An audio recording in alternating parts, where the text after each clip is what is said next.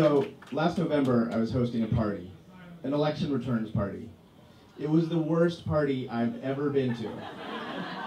And so as the result became clear, people started leaving in various mixtures of anger, depression, and disbelief. And I turned to my friend who's in the same PhD program as me, and I said, I don't think I can do science anymore. So there I was, about halfway through my neuroscience PhD program, now thinking that this whole science thing was just a waste of time. In the face of everything that seemed to be coming down the pipeline, it seemed to me, what would be the point of studying something that only a few other scientists might really care about?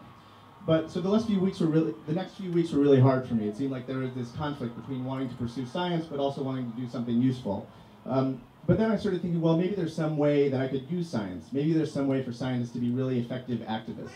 But I didn't really know what that would look like, because although a lot of scientists want to give back to society, for the most part, we're not that politically active.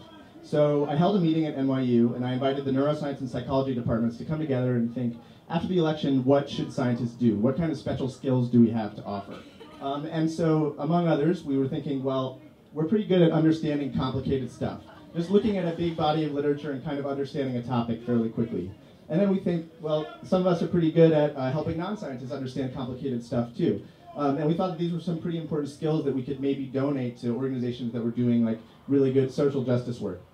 So we formed a group called ScAAN, or the Scientist Action and Advocacy Network, and we started meeting regularly and contacting organizations to say, you know, we're scientists, what can we do? And the group that we've been collaborating with most is Raise the Age New York. So a little bit of background.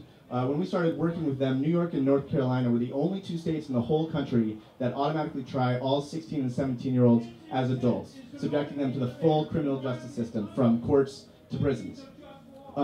So we reached out to them, and they've been trying to promote legislation to raise the age of criminal responsibility from 16 to 18. So we reached out to them and we said, hey, we're a bunch of developmental psychologists and neuroscientists, and we know a thing or two about adolescent development. What can we do?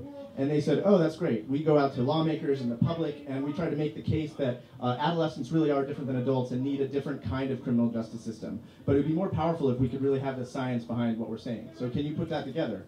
And so we got to work. We started meeting every other week and assigning different papers, like the relevant papers in the literature to this topic. And we started putting together a report. We made plots like this one, which shows that as you age, your cognitive ability reaches like near adult levels by about 16 to 17. So this is your ability to do working memory tasks and stuff like that. But your emotional maturity, so this is your impulsivity, your resistance to peers, your risk-taking, remains at childlike levels until past adolescence. So there's a lot of different scientific evidence that says that the adolescent brain really is different than the adult brain. So we put together this report, and they started using it in their communications and their social media. And we also went out there. We talked to the New York City Council about this, and we also spoke at a press conference in Long Island to put pressure on a state senator there who was a critical vote. And then about 2 weeks ago, the bill actually passed the legislature and was signed into law.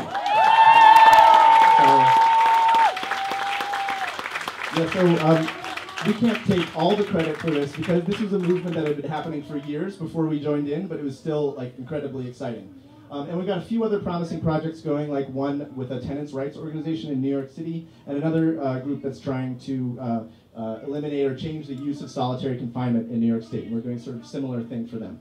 So this has been really fun and interesting and rewarding, and I just want to leave you with a few take-home lessons if you want to be more politically active, whether you're a scientist or not. So the first lesson is that you're going to have to organize with other people, and you should organize with people who are physically close to you. One reason that we've been able to pull the report together really quickly is that we have really strong attendance, because we just meet in the same building where we all already are. So think about organizing with like-minded people who you work with, who you go to school with, in your neighborhood or your religious institution, whatever. So that's lesson number one. And the lesson number two is that you have more power than you think. So do what you're good at. Are you good at teaching? Are you good at writing? Do you have business skills that you could offer pro bono? Are you good at tweeting? Social media is like a legit professional skill that a lot of organizations could use.